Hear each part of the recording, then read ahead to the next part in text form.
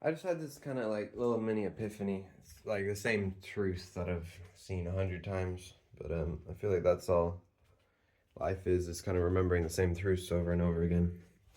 I was lying on my floor and I was like, man, how do I stop like living in the past? Because my brain is like stuck on my ex.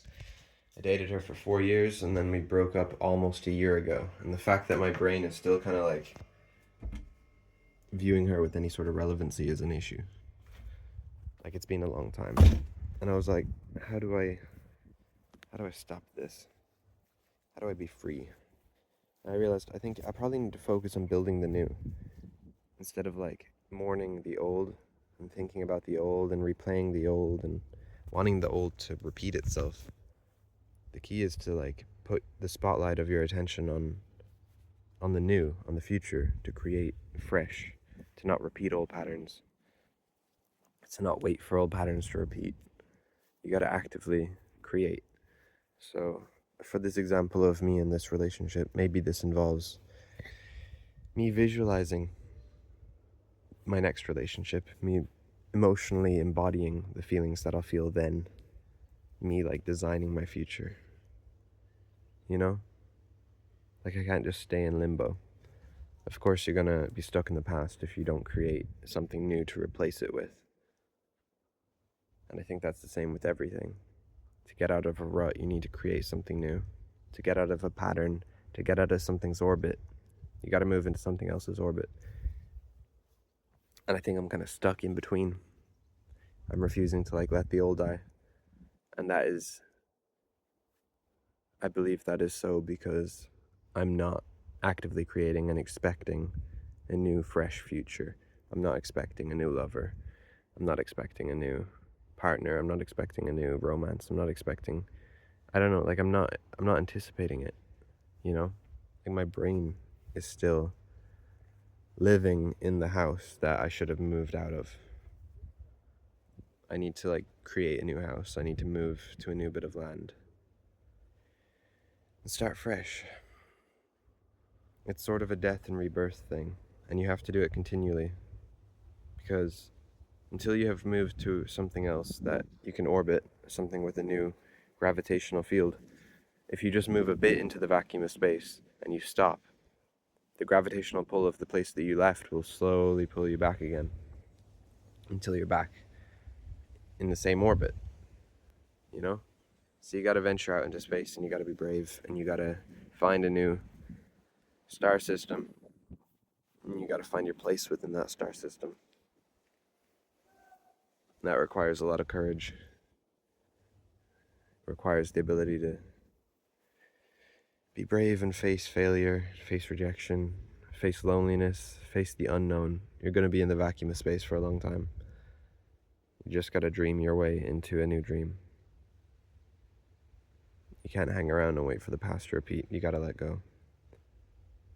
And living in that state of kind of freshness, of presence, of expecting the unexpected, it makes you feel more alive anyway. So it's a win-win no matter what. And again, I want to emphasize that this isn't just relevant in relation to relationships. This can be related to your job, your hobbies, your friend groups. Things die, and if you don't know how to die with them and be reborn, you're going to get stuck. You're going to just be an echo of an older version of you, and then you're going to have nostalgia, and you're going to have resentments towards like the parts of your life that fell away. You know, you're going to be you're going to be like longing for your life to come back into existence in the way that it was, because you're the version of you that existed in that environment. You're the version of you that depends on that environment, that depends on those different people, on those habits, on that lifestyle to exist. You're living within your old circuits, except it's a ghost town because everyone is gone. So don't live in a ghost town in your head. Don't live in circuits that have served their purpose. Create new circuits, move to a new place. Not geographically, but spiritually.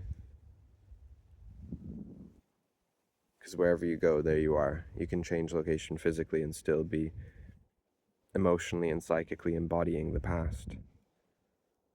So die, be brave, walk into the unknown.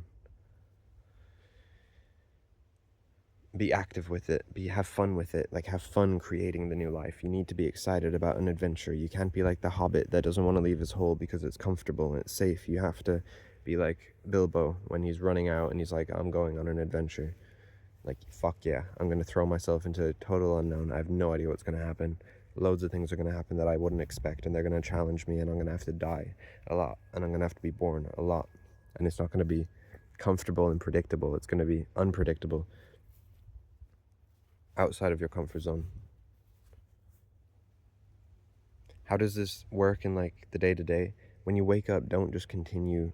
Don't grab your phone and then follow the same circuits. Like break the circuit from the get-go. Like go for a walk somewhere you wouldn't go for a walk first thing in the morning.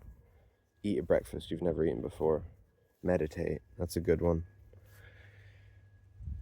Do a yoga video, guided yoga video you've never done. Try and just shake things up a bit. And try and keep your heart open the entire time, because that will be your GPS. Like, you don't need to worry about all the little details about like what specifically to do. In fact, I think we over-focus on that. People break out of old habits and they move into a better life, and they like analyze the details, and then they tell people about the details, and then people try and replicate the details, and it doesn't work the same, because you need to be guiding with your heart. It's not something that can be replicated by the analytical mind. You have to keep the heart open, and you got to move into the unknown. It's a very non-conceptual thing. It's not based on what you're doing in the world of form. It exists in the dimension outside of form. It's just the form changes. The world of form changes around you when you participate in this process inwardly. Love and an open heart is the guiding system. An open heart indicates that you have like faith in life. If you have an open heart, you're making yourself vulnerable. It's kind of like saying yes to life. It's having that bit of courage. Choosing love. Love is the energy of creation. And when you open your heart and you choose love, you feel compassion for life, and you are life, so then you feel compassion for you. So then you notice the different ways that you're mistreating yourself. You notice the different ways that you're wasting your potential. You notice the different ways that you're saying no to yourself.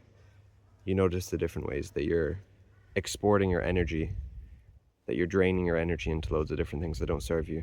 So when you open your heart and you feel loving, then you take better care of yourself. Then you take your energy back from the physical world. You bring back that energy to you, and then you build up your energy in your body. And then that turns you into, it puts you into a state where you're capable of creating, because you have excess energy to create.